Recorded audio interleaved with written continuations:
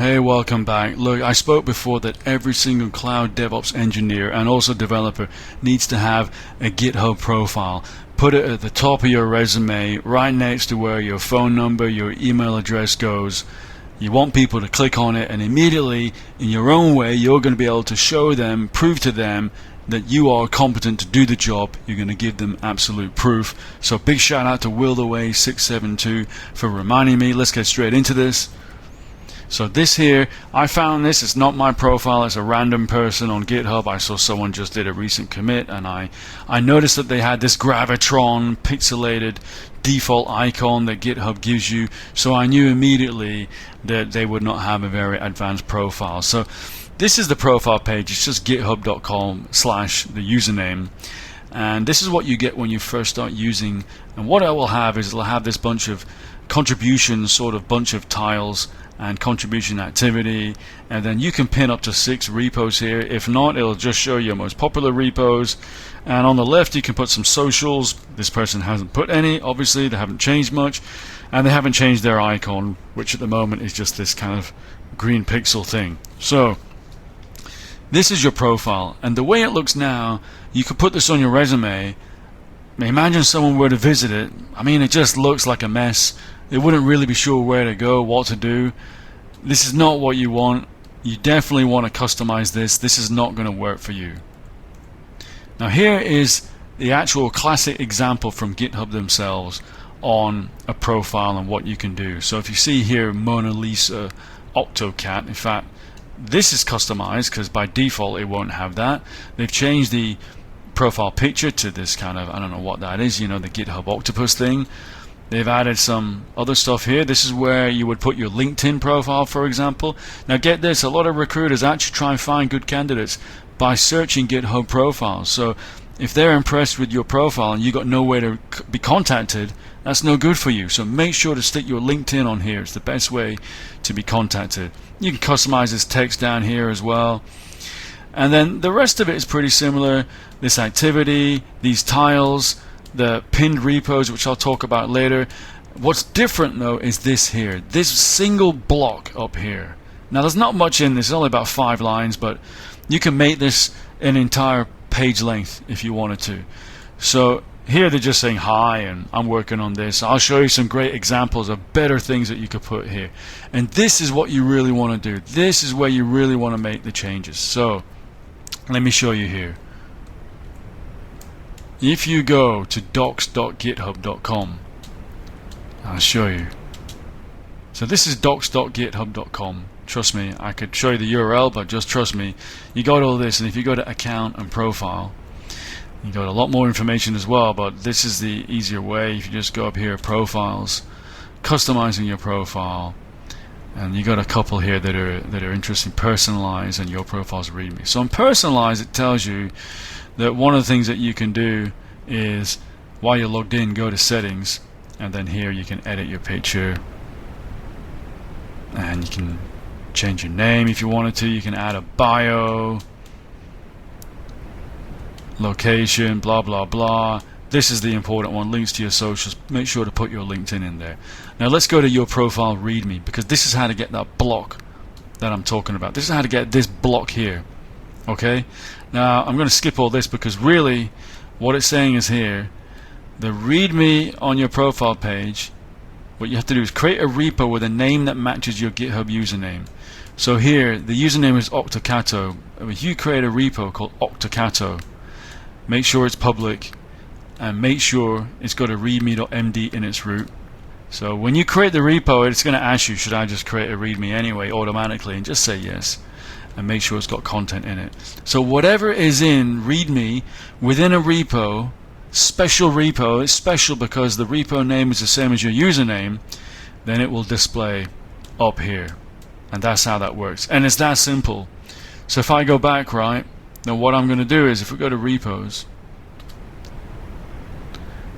Octocato, and notice it looks similar because this reading this by default from the readme. So if I were to click the readme, there you go, that's the preview. If I click on code, there it is. It's just markdown. It's just markdown. You can even copy it.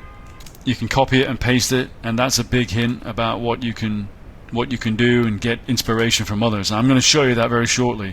Now I want to just have a quick word about repos. So normally in programming you have a single repo for every application, and the idea is that inside here is going to be like documentation, dependencies, libraries, maybe images for your documentation, requirements files, requirements.txt for Python, or some kind of XML for Java or whatever. And then if someone wants to use your program, they just clone it or they fork it, and then it's self-contained, has everything for your application. The thing is, what happens if you work on 10 or 20 applications over time? What are you supposed to do then? Are you supposed to, you can only pin up to 6, and in here you can talk to and link about as many as you want. Are you really going to link to all of your projects? I recommend that you probably do something different, and I will show you, especially in the beginning. Start off with only 1 or 2 repos, maybe have like bash scripts, Python scripts, something like that. When you start working on bigger projects, sure, create a different repo for each project, and then in here or in your pinned, only refer to the projects that you're most proud of, something like that. What you can't do is somehow try and jam 50 different programs in here. You want the visitor to this page to go where you tell them. You don't want to confuse them. Just bear that in mind. So I'm going to show you some examples, but if you haven't already, our channel is growing, so please subscribe. Please give it a thumbs up if you like this so far. I'm going to show you some great examples next on how you can modify your README. Get inspiration. You don't have to do it yourself from scratch. So first of all, I mentioned the repos, right? And here's an example. This guy has got really very cool DevOps scripts and stuff like that. And what he did was he created one repo called Bash Tools. So you can see here, I mean, he's got actually, I think, hundreds, and he separated them by different directories within. So that's just an example of what I'm talking about, where especially when it comes to scripts which tend to be self-contained, maybe a dozen lines, maybe 50 lines, 100 max. It doesn't make sense for every single script you have to create a new repo. So especially for scripts, put them all in one repo. That's my recommendation. Now, here's some inspiration. If you just Google awesome GitHub profile README, you're going to get this page. And what this guy has done is he has curated a list of awesome GitHub profile READMEs. And he's actually, when we say curated, he's put them in all these different categories. And there's a lot here. There's more than you need to get inspiration. So I'm going to show you a random selection of a few that I have opened from here. So let's have a look. So here's one, and yeah, this is pretty cool. He put like a nice header image. He's put like a little intro, and link to his personal website. Okay, this is not personally the way I would do it, but it is nice. It is presentable. Here's someone else. I'm a freshman at university. He's put some socials up here. This is what I do, and he likes working on these projects. And these are actually external links I can see. They're not his own links. But you could actually link to your repos by doing something similar like this. He likes to write. I guess, is it a Medium blog? No, he's actually got web hosted on github.io. He's got a summary thing down here, which is quite common. So here's another one. Similar header, little about me, experience, here's what I can do. What do these links do? Okay, these are actually linking to gists. So they've got some gists that they've got on GitHub, and that's what they're linking to. A little bit of ASCII art, but yeah, keep it simple, like some people are doing. I think that's a great idea. Keep it simple. Ideally, direct the hiring manager, the interviewer, to where you want them to go to. So this is cool. Here's what I'm working on. So these are different repos. There's some other projects. Recent pull requests. I don't know why, but they want to showcase their pull requests. Maybe they look really good. Look at, they're doing some open source contributions. Recent other repos that they've starred, not sure why. Recent followers. I think some of these are actually using plugins, and it's just dynamically showing this content.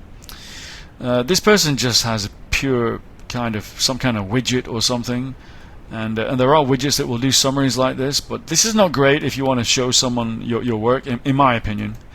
In my humble opinion, this is simple. This is me. These are my specialties. A little bit more info, and here are some buttons, and I can see that these are linking to GIS, so I'm not sure what exactly they're trying to link to there. Let's have a look at one of them. And that's just a link to the button. So they shouldn't really have hyperlinked this. That's a bit useless. Because imagine if I was an interviewer, I've just clicked that. It's wasted my time. I might get bored and just quit, right? What's this here? This is really good. I really like this. Adam Alston. So he's got, immediately you can see, these are the languages this candidate knows. This is the tech that they've worked with. Okay?